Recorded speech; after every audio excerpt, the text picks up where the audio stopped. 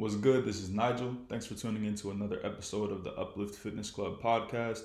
If this is your first time tuning in, or if you're not subscribed or following the channel, please be sure to follow the podcast on any platform that you're listening on. Here we talk about fitness, finance, and motivation. So if that's something that you're interested in, definitely you want to follow so you can be aware anytime we drop new content. Also, please share the platform, share the podcast with anyone you feel like the content may help. We drop new episodes every single Tuesday faithfully. So with no further ado, let's get it.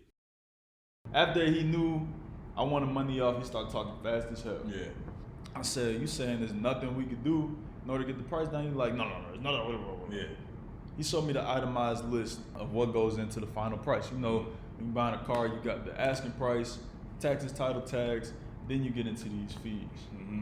Processing fee, paperwork fee, drinking coffee at the dealership fee, you drove the car more than 10 miles fee, every type of fee you think of, inspection fee, all these fees, right? I'm like, look, this one fee is $1,300. What goes into that fee? Yeah. He's like, that's a standard fee, process fee. We can't come off of that. I said, okay, well, this fee is $500. Can we get that off? He's like, no, we cannot take that fee off. I said, well, look, can you take that $500 off of the price of the car? He was like, if I take the $500 off, you gonna buy it right now? I said, yeah. He said, all right, let's do it. I said, okay, but. And I said, but I still ain't told him about the crack. Okay, so you get ready to layer up. What's going on, people? This is Nigel. This is Brad. And this is the Uplift Fitness Club podcast. My first car is a long story. I learned a lot from my first car. Yeah, that's how you learn. So I popped the hood like, all right, let's go ahead and fix this so I can go on about my business. First thing I see is this battery. That's not my battery. How you know it wasn't your battery? I knew it wasn't my battery because I just recently had looked at the battery. I actually had a photo of my battery because the whole engine compartment. Right. Okay. I took a photo of the battery the other day, just asking my boy E to see like, what he thinks about. Actually, what happened was my car was dead the other day. Gotcha. But it's because of the erosion. So you took it off. Right, I took it off to clean it. So you took the battery out. Took the battery. Took a little brush and right. got the erosion off. Right. So now when the car wasn't started, I'm thinking there's something in regards to that battery, again. Maybe something going. I'm like, dang, I just cleaned it. Like, what's going on? I popped the hood. This ain't my battery. Yeah. And then I'm really taking it in. Like, hold up, this is not going on right now. Like, what happened to this is not the battery. It looked different, or it's corrosion. Everything. This battery was about 3/4 of the size of my. Oh battery. Man, so that joint's shaking around a little bit. It doesn't even fit in, right? Dang. So basically, you got my computer, right? This is. Yeah. The whole space. This is the battery is supposed to fill up. It's supposed to fill up the whole space. It's supposed to fill up the whole space. It's a little battery is in that it. joint sliding around in there. Look like it's supposed to go into a little old generator. Yeah. So they done swapped out the battery. They swapped out the battery, right? To where I couldn't even reconnect, the connections that they had originally. Cellular was broken up. They just swapped out the battery. So you got your battery. They swapped your battery. They swapped my battery out. I knew that wasn't my battery, so I had a few decisions to make in the moment, right? Mm-hmm.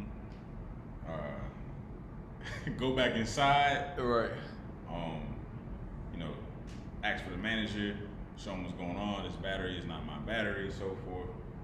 And just work with them to have it replaced with proper battery, right? Right. Yeah. Or call the cops, and have the cop come sort it out.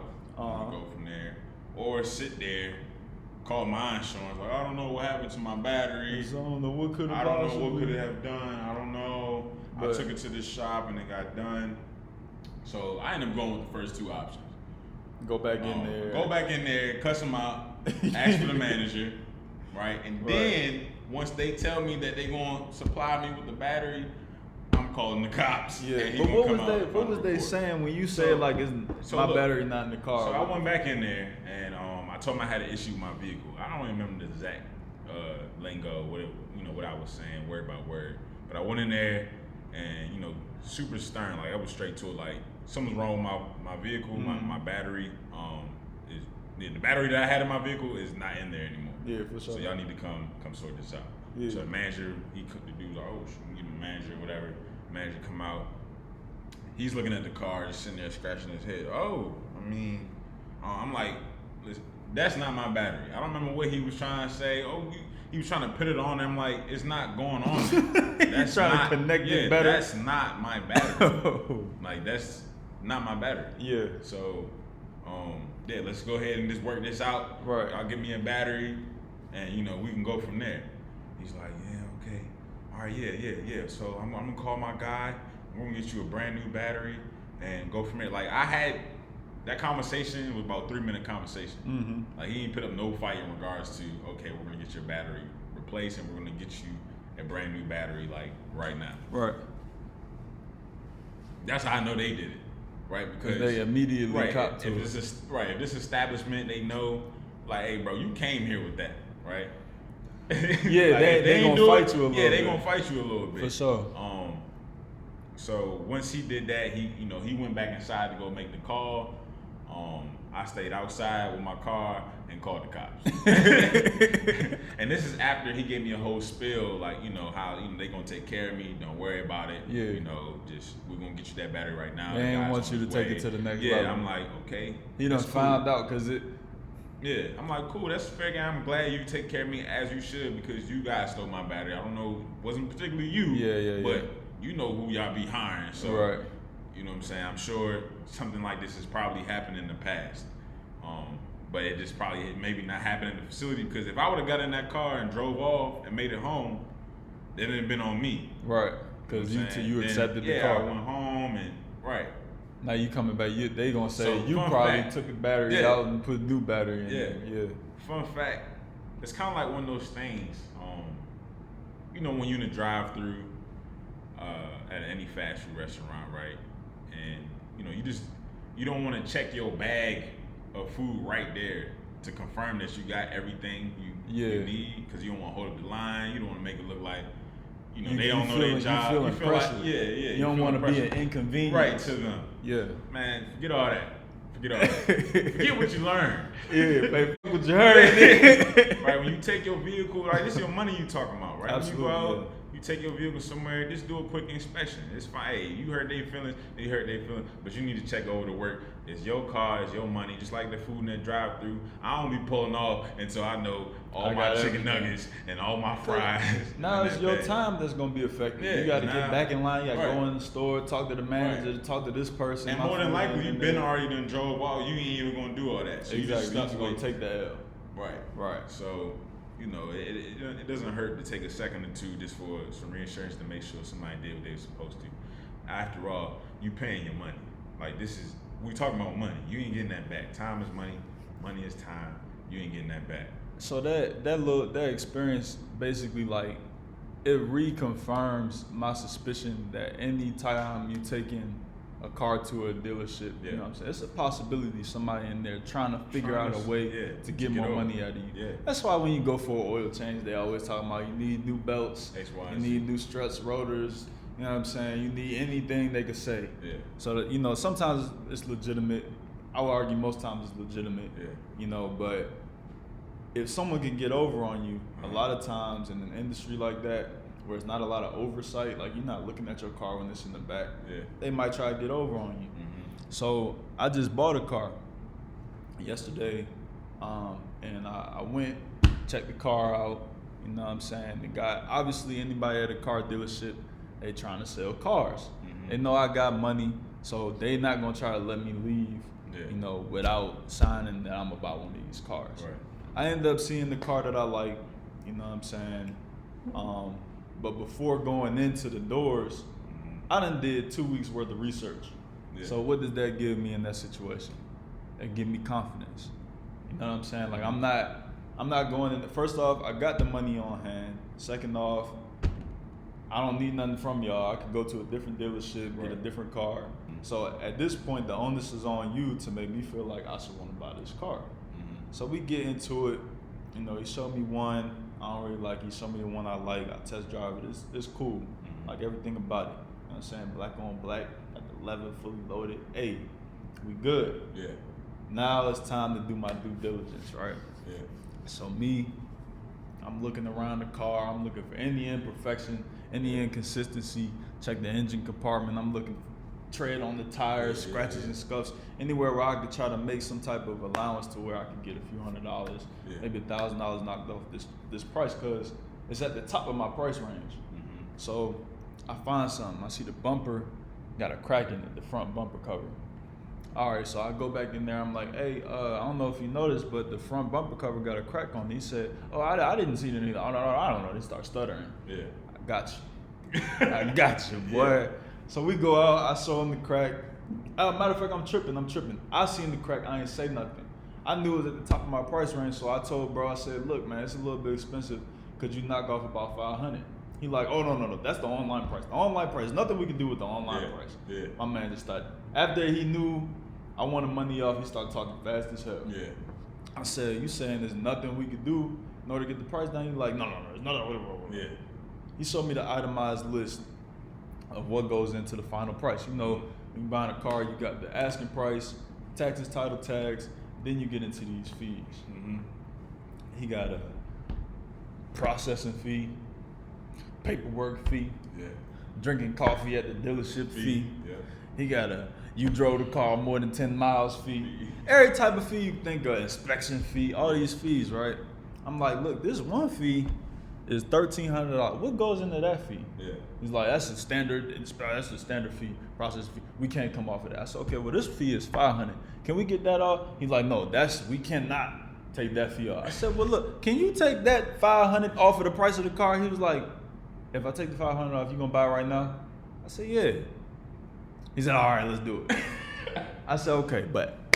And I said, but I still ain't told him about the crack. Okay, so you get ready to layer up. So we already got $5 off. Okay, so he took $500 off the price of the car, right? Yeah. Keep that in mind. Now I signed a promissory note, say, I'm going to buy this car. Put down a little $500 deposit, right? Just for them to hold it, don't show it to nobody. I'm coming back. Come back 2 days later. He's supposed to, I'll come back the next day. I'm gonna buy it 2 days from now. Come back the next day, I show him the crack. I said, look, bro, it's a crack on the bumper. It's some scuffs on the emblem, because y'all buffed that out. You know what I'm saying? How much is it gonna be to fix that crack? Could you come off a little bit for the crack? He like, oh, no. We already gave you $500. There's nothing else we can do. I mean, I understand you just like, let's say, look, bro, I'm gonna have to fix this crack. Yeah. That's gonna come out of my pocket. Yeah. So how much you think it's gonna be to fix the crack? Yeah. He said, oh, probably only $200. I know he lowballing me. You're right. I said, look, man, can you take that $200 off? He said, you know what? I've been here a long time. I talked to a few people, but I'll talk to my general manager, and I think I can get it taken off. Okay, so we down $700 now. Yeah. All right. So now he done told me they're gonna take $200 off for the crack. Yeah. They're gonna get the scuffs off the front of the car and the emblem and on the bumper. You know what I'm saying? I come back the next day, I'm ready to buy. Yeah. Got the money in hand. All the power is in my hands. Yeah. But the crazy thing about it, bro, when you're in control, because we're taught to be humble 24/7, we're taught to be to defer to other positions of authority, so to speak. Bro, you feel nervous in that moment sometimes. So I'm sitting there with $20,000 ready to give it to him, and I'm nervous. Yeah. He should be nervous. Yeah. Because I could walk out and he don't get nothing. Now. Right. So I'm sitting down. Bear in mind, the first car I looked at, it was already gone through inspection. They did everything to it. He showed me an itemized breakdown of everything that goes into their processing fee or whatever. It's a $1,300 charge. Yeah. This new car was in the back. They ain't even put on the lot yet. So they ain't do that whole process. Yeah. He trying to get me to sign the paper saying, this is the final price with that $700 off. This is the final price. Just go ahead and sign that paper for me so we can get this. I said, where's the itemized list? Yeah. Everything y'all did, y'all supposed to do work, right? Where the list at? Yeah. He said, my man. Well, it's gonna be a little time where we gotta. I said, bro, I got time, bro. I got time. So he walked us all the way to the other side of the lot, to the little processing center. They give us the breakdown. The fee is $1,300. The paper said they did $800 worth of work. I said, bro, you gonna have to come above that $500. So he like, oh no, there's nothing I can do with it. said, "There's nothing I can do. We already gave you 700. We took off 500." This sound like a cartoon, bro. Hold on. No, there's nothing we can do. Nothing we can do. We got crooked and cable. We got. Oh no, there's nothing we can do. That joint just keep sliding down. Bro, he walk us there, then walk us back. He like, look, I mean, I could talk to somebody, but I'm telling you right now, that's the lowest we can go. There's nothing we can do. Yeah. Kept saying that. He go get his general manager. General manager, another white dude. You know what I'm saying? He come sit down, real smug. Yeah. He try and bluff. I'm like, bro, at this point, I done already did my research. I got 5 more cars on my bookmarks that I can go get right now. Yeah. He like, so the processing fee is a standard fee. We don't change that for anyone because hypothetically, if we had to spend $2,000 to process the car, then you would be saving money. I said, but bro, I'm looking at the breakdown, and it's not more, so I need the difference. Right. He like, well, I'm sorry, there's nothing. I mean, I understand what you're saying. I said, look, the price is less than what you charging me, right? Right. He said, well, if you say it like that, but no, that's not. I said, look, bro. He said, you telling me you want me to replace this number with this number? I said, yes. He said, okay, I'll do it. All I had to do was say no 4 or 5 times. Yeah. And then now, when there was nothing they could do, now, okay, we'll do it. Yeah. 5 no's. That's all it was. Yeah. So how much you knocked off? Bro, we knocked off.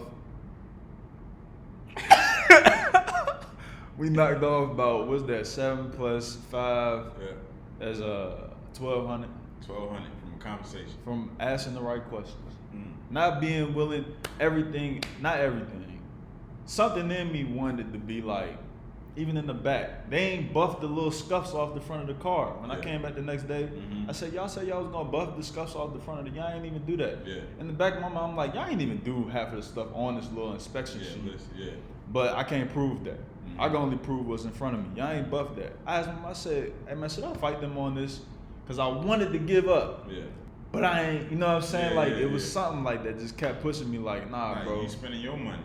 Yeah, why would I accommodate your needs? You supposed to be accommodating me. Exactly, I'm saving. Putting the best product in front of me to get me to want to buy your product. That's what I'm saying. So, when you in the situation, I call it, you exercising, you working them muscles. Right. A lot of people don't have them muscles to where they can say, no, that's not what I want, or I'm not willing to accept that deal at this price, and then really be firm in that. But it will open up so many doors for you. We just talking about saving money on the car, but that's negotiation, bro. Like you go to the table knowing the number you wanted to get to. I had a number in my head. Yeah. I got within $300 of that number. Yeah. It was trying to take me $1,500 over the number. I feel like I won. Yeah. And then at the end of the day, they made the sale. They should feel like they won too. So yeah, bro, just being assertive. Last thing we gotta touch on is Investopedia though. Investopedia. So this is a new resource, man. I feel like we always end with resources. Yeah. Investopedia. Man, have you heard about Investopedia? I've seen articles. Yeah. But I ain't really tapped. It's just, I happened to land on an article on their site. I ain't go, you know what I'm saying? Yeah. They always tell the people so about far right now, Investopedia for me has been a great resource in regards to the market, the stock market. Everything's on here free.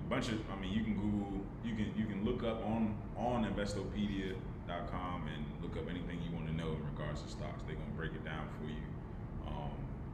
From stocks, mutual funds, ETFs, 401k, Roth IRA, trade analysis, technical analysis, risk management.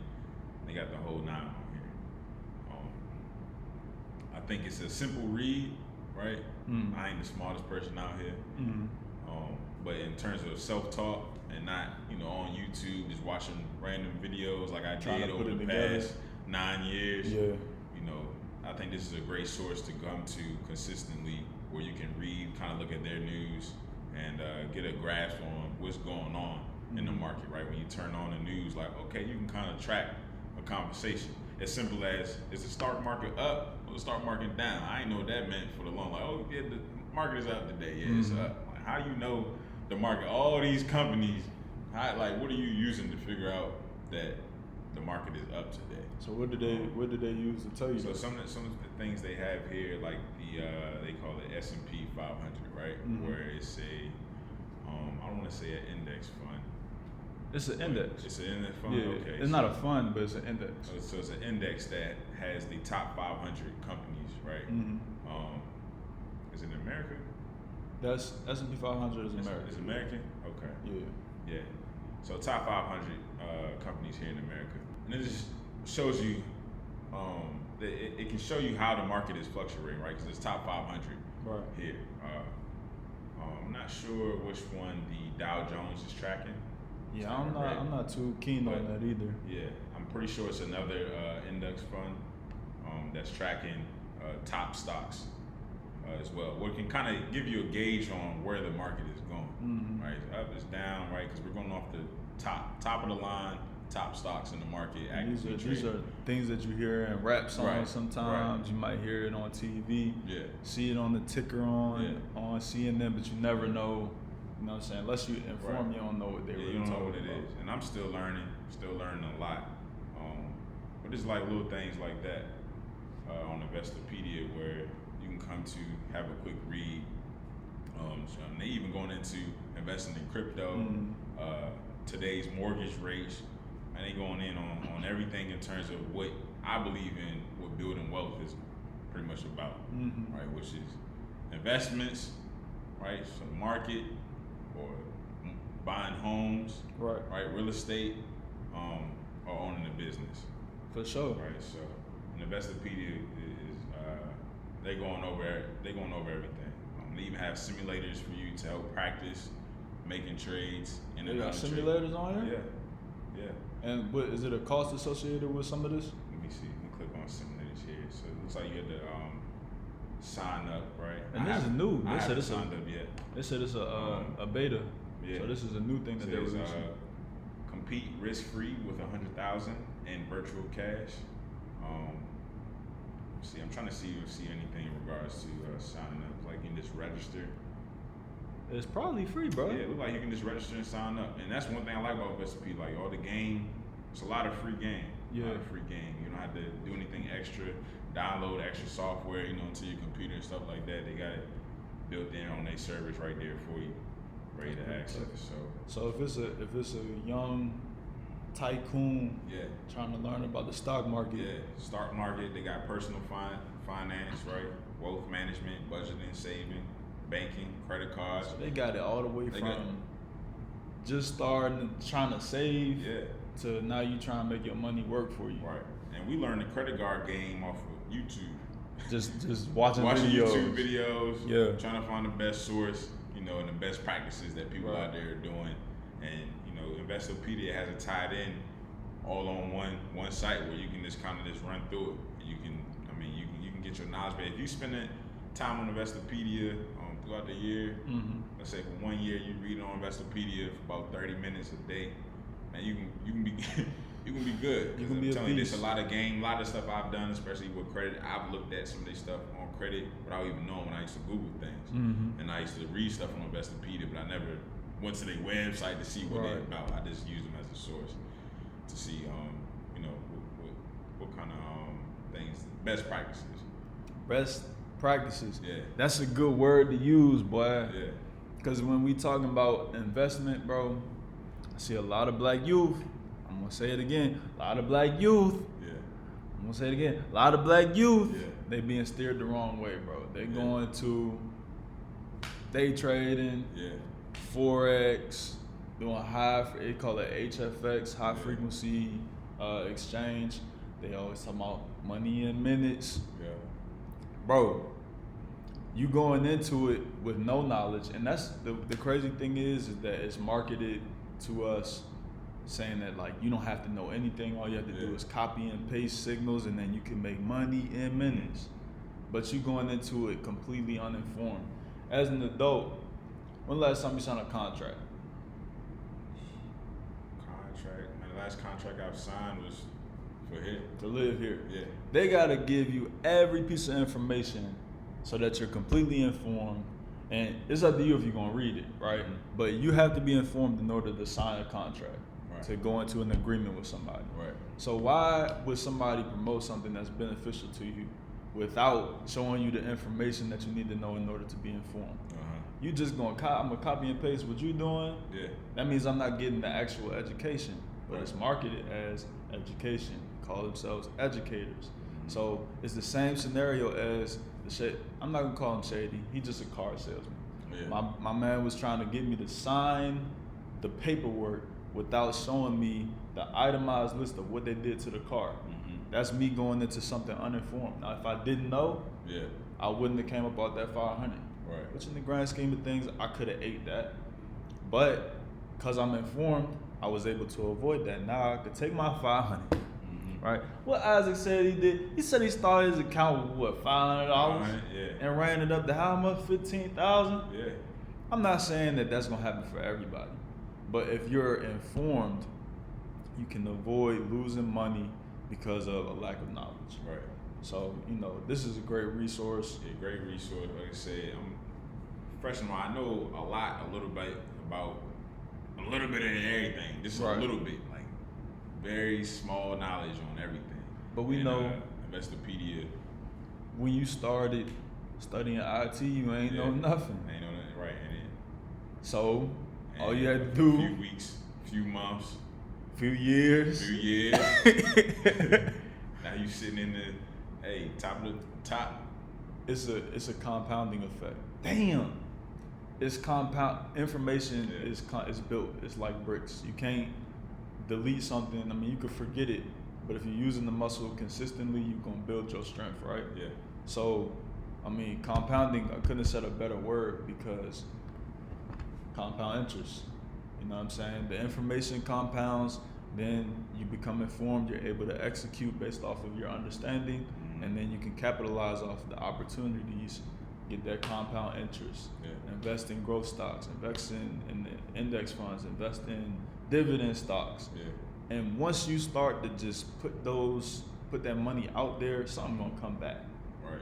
As long as you going in there being diligent, understanding what you're getting into. Right. If you going in and copy and pasting what somebody else is doing, you might win. Yeah. But you don't know nothing. Right. You're not getting the tangible tools to use for, long-term growth. I mean, say that person decided to stop sharing that information. For sure. I mean, then what? What's next? So you definitely gotta, what they say, take that information, right? Learn it, internalize it, and it's fair game from there. Investopedia also has an academy on here where they teach briefly, become a day trader, investing for beginners, trading for beginners, technical analysis, advanced technical analysis. That's show tough. you how to go over Is financial this free? modeling. No, so these courses actually all, to my knowledge, are about $200 a piece. Okay. Which isn't that bad. It's not It's that actually, bad. I mean, in terms of, if you took all these courses, it's probably run you about close to maybe 1,600. But look at what they say. It's 50 lessons with video. Yeah. So it's not like, an hour worth of content, 2 hours worth of content. This is an actual course. Right. And you can go on Udemy. They got courses on there. Yeah. There's a lot of resources out here, man. So, if you guys interested in learning about the stock market or building wealth, Investopedia, man, check that out along with your other sources that you use. I think this definitely be a great source, especially for my independent learners out there. Independent learners, boy. You know how we get down. We just make it work. You know what I'm saying? You just figure it out. You know what I'm saying? Yeah, man. That's pretty much all I have on Investopedia. We gotta go on there and just do this. How you say that word? Due diligence. Due diligence. We can rap. We got a lot. Let me read a definition for them. Last thing. Something I learned by myself, man. The way that I cope is through avoidance. So when we say procrastination, that's what that come from. So this is something I unpacked during therapy.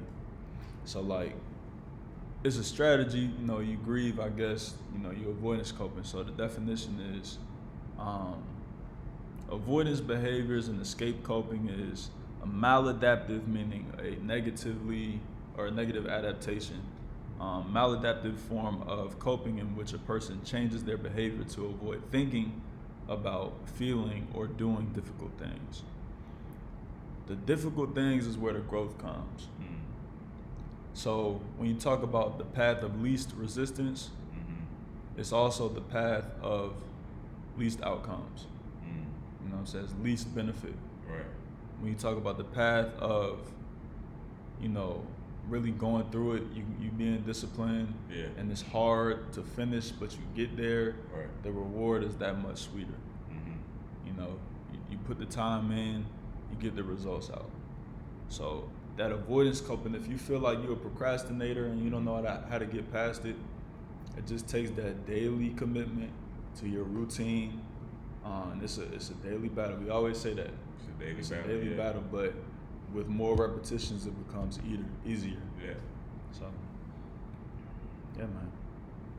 Man, it's one of them old school lines, man. They say practice make perfect. Hell yeah. You know. Perfect practice. Yeah. That's what we learned. We learned that too late. First, they used to say practice make perfect. Yeah. Well, you go to the basketball court, you shooting like, that ain't gonna make you perfect, boy. Hey. If you get that down, that's true. You might, if it go in. James Worthy, boy. Yeah, if it go in. Sean Marion. You remember Sean Marion? Yeah, he had that. The Matrix. Went in. We'll cut that joke. Write it down. You can't wait your whole life to make a change. Believe in yourself. Innovate with integrity and intentionality.